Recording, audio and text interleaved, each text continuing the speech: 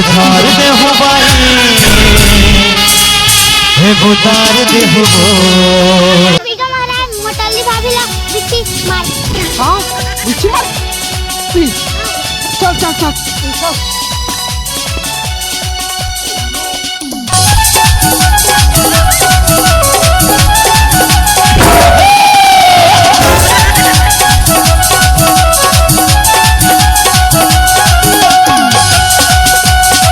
कौन जगह हमारी रखियोंगी बता देना कौन जगह हमारी कौन जगह हमारी रखियोंगी बता देना वो दिलीप सेंधुरी इब्बई का झार देना गा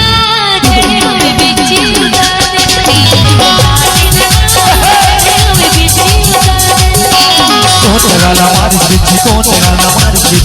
रखियोंगी बता देना वो कौन जगह हमारी कौन जगह हमारी रखियोंगी बता देना वो इब्बई का झार देना गा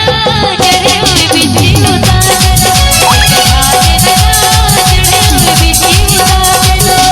झार दे हो भाई उतार दे हो झार दे हो भाई उतार दे हो दिलीप सेंधुरी इब्बई का झार देना गा चढ़े हुए बिच्छी उतार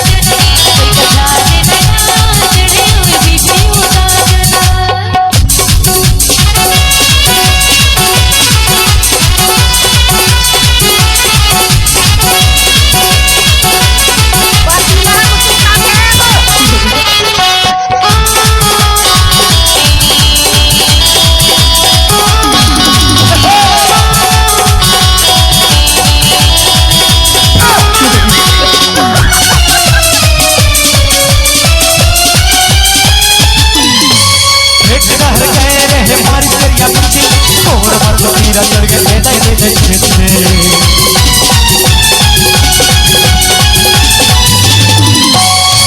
डहर गए रहे मार गया बिच्छी तोड़ मत मेरा चढ़ गए ले दे बिच्छी तोड़ मत मेरा चढ़ गए ले दे बिच्छी झार दे हो भाई उतार दे हो झार दे हो भाई उतार दे हो और पटेल साउंड बिच्छी के लिए रहा बड़ा हल्का रहा होते वो सही मगा जहाँ तक ले चढ़ते ना हाँ अब का बताऊं बता था कैसे इब्बई का झार देना गा चढ़े हुए बिच्छी उतार देना झार दे हो भाई उतार दे हो झार दे हो भाई उतार दे हो इब्बई का झार देना गा चढ़े हुए बिच्छी उतार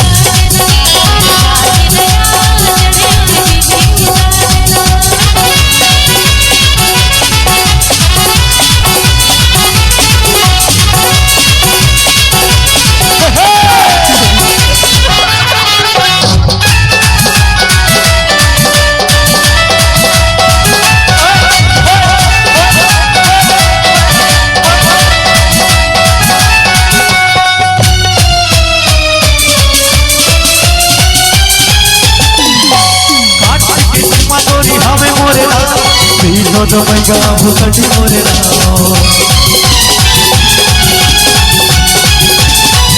आठी के मडोरी हमें मोरे राम तीनों तो मैया भूसटी मोरे राम तीनों तो मैया भूसटी मोरे राम झार दे हो भाई उतार दे हो झार दे हो भाई उतार दे हो दिलीप सेंधुरी